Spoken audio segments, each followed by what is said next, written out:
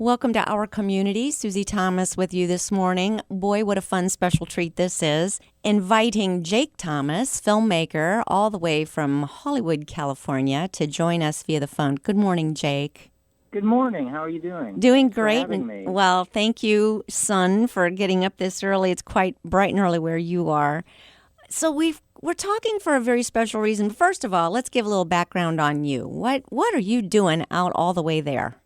Well, I'm actually from Canton, Ohio, but I moved to Hollywood 12 years ago to study filmmaking and started working in the film industry at different companies. At one point, I worked for Gary Marshall, the late, great Gary Marshall. I worked at Paramount and at Warner Brothers to basically make short films, write, direct my own projects.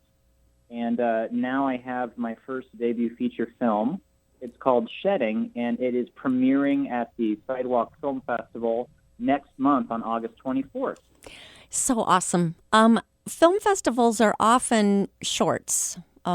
We've gotten to see a lot of your fun shorts at different film festivals, the Cleveland International Film Festival among them. And what is different about entering a short and entering a full-length feature film? A couple of things are different about entering a short and entering a full-length feature film. For one, there's different festivals that curate different formats. So some are just shorts, some are just features. A lot of festivals are a mixed format. So you can go to like a block that's maybe 2 hours and see 6 or 7 shorts, or you can choose to go to a single feature film, which may or may not have a short at the front of it. Festivals are kind of fun because you get a mixed bag sometimes, comedies, dramas, fantasy films, animated films, and it's almost like going to a movie theater back in the 1930s or 40s where you were paying for an afternoon of entertainment. That's what it always feels like to me. Mm-hmm. But when you're submitting a feature film, it's interesting because you really kind of pick and choose what kind of audience you're looking for and what the festival is curating to. And so you're kind of targeting those specific festivals. And you're a little bit more mindful about where you want to premiere in each region, whether like in certain parts of the world like Europe, certain parts of the country like Los Angeles, like the East Coast, the Midwest, the South. And so this is basically our southern premiere in Alabama. Mm-hmm. When you're submitting shorts, quite often sometimes you can submit those almost like to a whole breadth of festivals because they don't demand premiere status for maybe a course of a year or even 18 months. Wow. So something could play and then play again, and you can get a lot of mileage out of a short. Exactly. So I know you were... The shorts I've made in the past have actually, sorry to interrupt, but the shorts I've actually made in the past, I've had different festivals. They found links to them online, and they've contacted me and said, hey, we love this. Can we play it in our festival? Oh, that's so fun. And we'll waive the submission fee. And I've said, yes, and yes. Sure. Great. Why not? Ooh, what films? Tell us which ones got request.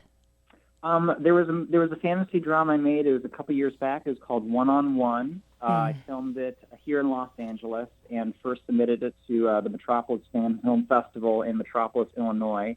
That one specifically was seen online by a couple different blogs, fan blogs, comics blogs.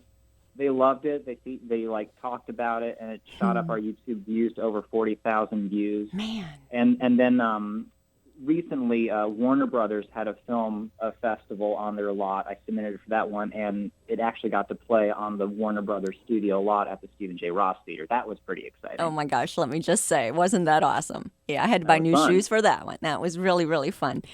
One-on-one, I would just say, folks listening, go to YouTube. You can now find it on YouTube. Look for the long version, the 11-minute version, not the 9-minute version that somebody hacked off the end. You want to see the whole thing. And just look on One-on-One, Jake Thomas. Gosh, what a nice, very layered. You tell a story in 11 minutes that has so many layers in it. Before we get on to Shedding, which I'm going to ask the exact same question when we talk about Shedding, how are you thinking when you're writing, how can this have multiple meanings and go way deeper than it appears on the surface? Real quick, while folks are online, with regards to shedding, if you want to follow our social media, we're on Facebook at Shedding Feature Film and on Instagram at Shedding_film. So we're posting updates about the Birmingham premiere at Sidewalk and also other festival submissions and premieres there. So that's a great way to keep up with the current movie that we're doing. Back to your question, with writing, the big thing is, one, don't rush it. Take time, like, have what I call the throw-up draft, where you just get all the ideas out from that initial inspiration, leave it alone for a little bit, come back, take out all the stuff that stinks, and then think about it from like different points of view. And also, really important is just have friends and collaborators whom you trust read it, so they can bring in their points of view to it and can help you discover a layer or a level that you didn't know could be there, but maybe if you flesh it out a little bit, then it can mean something more to more people. Awesome. Just kind of having an idea of, like, everyone's bringing their own experiences to like whatever you're writing or directing. So if you can get their input on it while it's being developed, then it can be incorporated into it. That takes setting your ego aside, doesn't it? Oh yeah.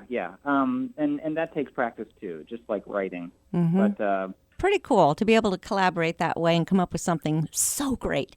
All right, I know with Shedding, you were looking forward to maybe premiering it in the fall, but my goodness, Alabama wants it sooner, so it's premiering. Yeah. Yes, you're having a summer premiere in Alabama. Tell us your reaction to hearing from them, and how did this all take place? So, yeah, we were submitting for the Film Festivals, which are like these great regional festivals that take place in beautiful parts of the country. And they got back to us a little over a week ago and said, you've been accepted. And so we just basically have been taking care of all the marketing materials since then. So sending them pics, updating our contact information, and making travel arrangements, everything like that. What's also fun, too, is one of the programmers, the movie Shedding. It's a feature film. It's about a house cat. It's a fantasy film about a house cat who longs to go outside and explore the world.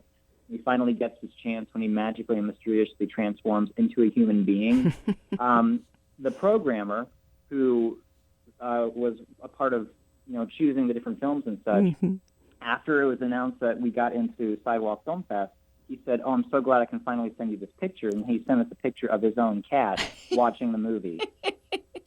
And that's not the first time that's happened, because our composer who did the music, the beautiful score for this film, also sent us a picture one time while he was basically making markings along the timeline, his own cat watching the movie. So we're curating a collection of stills of people's cats giving the film 4 paws up, whatever you want to 4 say. paws up. That is so much fun to see the impact it even has on animals.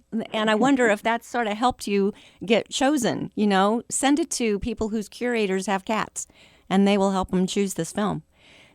So tell me a little bit. Now, you gave a brief overview, but I think people would say, what? It's about what?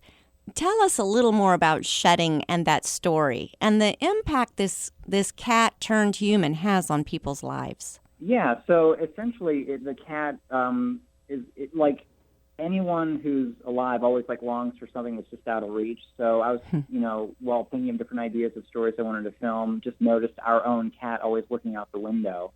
And so I just started filming it, getting some footage and putting that together into a story as a starting point.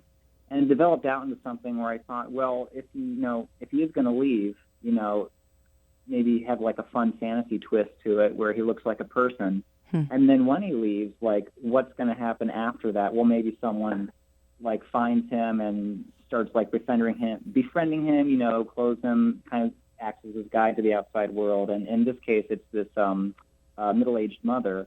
And then I was thinking, well, why would she do that? And I thought, oh, well, maybe if his human form happened to resemble someone she recently lost, maybe he could fill that gap. And then the story kind of developed into this great tale. It's like a story of how human beings deal with grief, but also animals in their own way, by being present, by being attentive, and not bringing agendas to a relationship.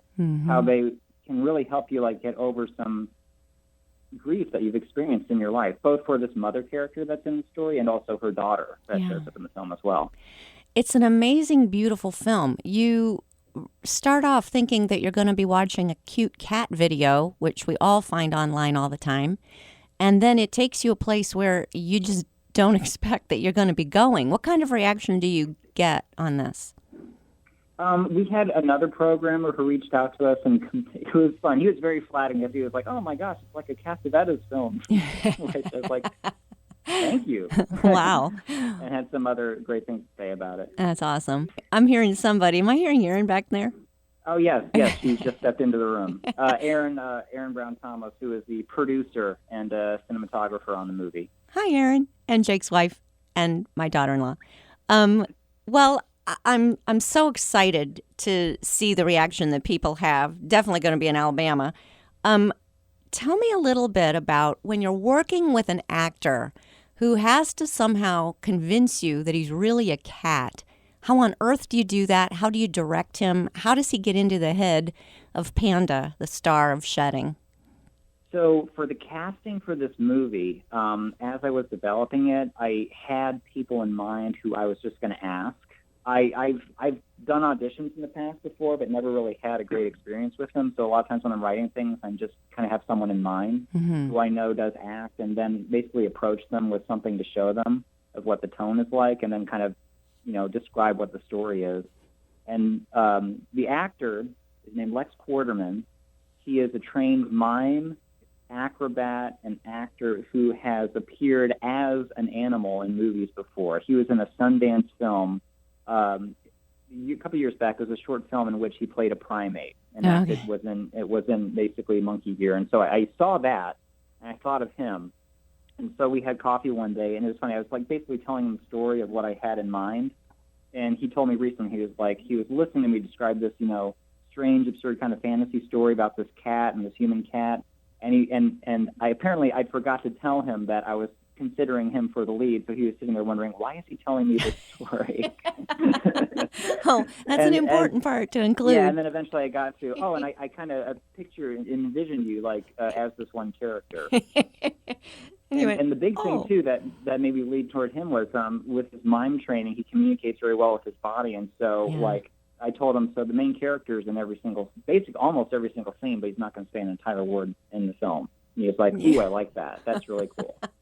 And so he gave me a book as far as, we basically developed this language of, tempo, pace, different things. And we even experimented with different movements when we first started shooting to see what worked best. Mm-hmm. And also, editing-wise, what would look like a cat. Because it's interesting. It's different there's a difference, at least in my mind, between a person who's mimicking animal movements and animal movements and personality coming through in human movement. That's the best way I can put it, but he was able to capture the second one rather than the first. Yes. Say that one more time. I think there's a difference between a human being mimicking animal movements and an animal's personality and movements coming through from a human performance. Wow. And he was really good with the second one. Wow. Yeah. Also, facial expressions. Touch on that. So Lex was really good. It's interesting. He can communicate a lot, but just like felines, his facial expressions were pretty much locked down. So he was able. He didn't really have his mouth to work with. It was just basically his eyes and other things he would do with where he was looking, how he would cock his head. If I could perfectly describe it, then Yeah. you would have to see the movie. Right? No, yeah, you do have to see the movie, but it really, you described it very well. Tell me a little bit about Panda. Does Panda realize he's the star of a movie? Has this affected your cat? Panda is the black and white cat who's the star of the movie. I think he's seen it with the amount of times I've watched and reviewed and quality checked it here. I'm pretty sure he's seen the whole thing. We've told him about the premiere. I'm not sure. He might be busy that weekend. He hasn't gotten back. He hasn't RSVP'd with us, so I'm not sure if he's coming. Because he might be looking to sign with management or something. I don't know, but yeah, he seems excited. I mean, we tell him, and he's kind of poker face. So. Oh man, Panda. And I think he likes the movie. I hope he's pleased with the final product. Well, it seems like the other people who are judging it, their cats seem to all like it. So hopefully Panda the star likes it too. We have to take a short break. We're talking with Jake Thomas. He is the writer and director of Shedding. We'll be back after these words. You're listening to Our Community.